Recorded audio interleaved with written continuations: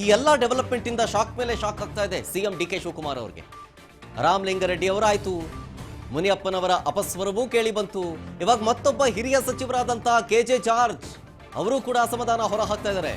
ವರಿಷ್ಠರ ಮುಂದೆ ರಾಜೀನಾಮೆ ಪ್ರಸ್ತಾಪವನ್ನ ಮಾಡಿಬಿಟ್ಟಿದ್ದಾರೆ ಆಲ್ರೆಡಿ ಜಾರ್ಜ್. ಇಂಧನ ಇಲಾಖೆಯಲ್ಲಿ ಸಿಎಂ ಸಚಿವಾಲಯ ಹಸ್ತಕ್ಷೇಪಕ್ಕೆ ಕಿಡಿಕಾರ್ತಾ ಇದ್ದಾರೆ. ತಮ್ಮ ಗಮನಕ್ಕೆ ಬಾರದೇನೆ ಇಂಧನ ಇಲಾಖೆಯಲ್ಲಿ ವರ್ಗಾವಣೆಯನ್ನ ಮಾಡಿದ್ದಾರೆ. ಅದು ನನ್ನ ಗಮನಕ್ಕೆ ಬಂದಿಲ್ಲ, ಹಸ್ತಕ್ಷೇಪ ಆಗ್ತಾ ಇದೆ. ಅಧಿಕಾರಿಗಳ ವರ್ಗಾವಣೆಗೆ ಸಚಿವ ಕೆಜೆ ಜಾರ್ಜ್ ಆಕ್ರೋಶವನ್ನ ಹೊರಹಾಕ್ತಾ ಇರೋದು.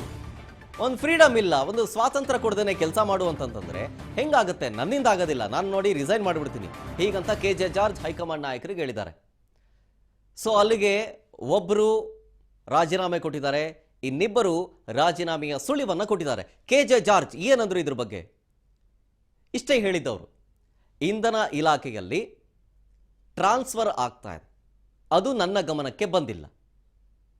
ಹೇಗೆ ಸಾಧ್ಯ ಇದು?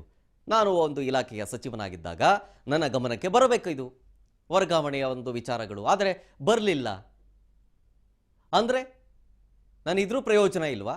ಅಥವಾ ಹಸ್ತಕ್ಷೇಪ ಮಾಡ್ತಾ ಇದ್ದಾರಲ್ಲ, ನನಗೊಂದು ಫ್ರೀಡಮ್ ಬೇಡವಾ, ಒಂದು ಸ್ವಾತಂತ್ರ್ಯ ಬೇಡವಾ? ಇಲಾಖೆಯಲ್ಲಿ ಕೆಲಸ ಮಾಡಬೇಕಲ್ವಾ, ಅದು ಗಮನಕ್ಕೆ ಬರಬೇಕಲ್ವಾ ನಾವು ಒಬ್ಬ ಸಚಿವನಾಗಿ ಇಲಾಖೆಯಲ್ಲಿ ಏನೇನಾಗ್ತಿದೆ ಅಂತ.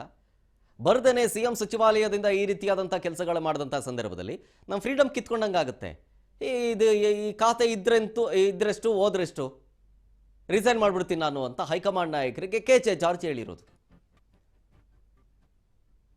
ಒಬ್ಬರು ಆಲ್ರೆಡಿ ರಾಜೀನಾಮೆಯನ್ನ ಕೊಟ್ಟಾಗಿದೆ, ಇನ್ನಿಬ್ಬರು ರಾಜೀನಾಮೆಯ ಸುಳಿವನ್ನ ಕೊಟ್ಟಿದ್ದಾರೆ.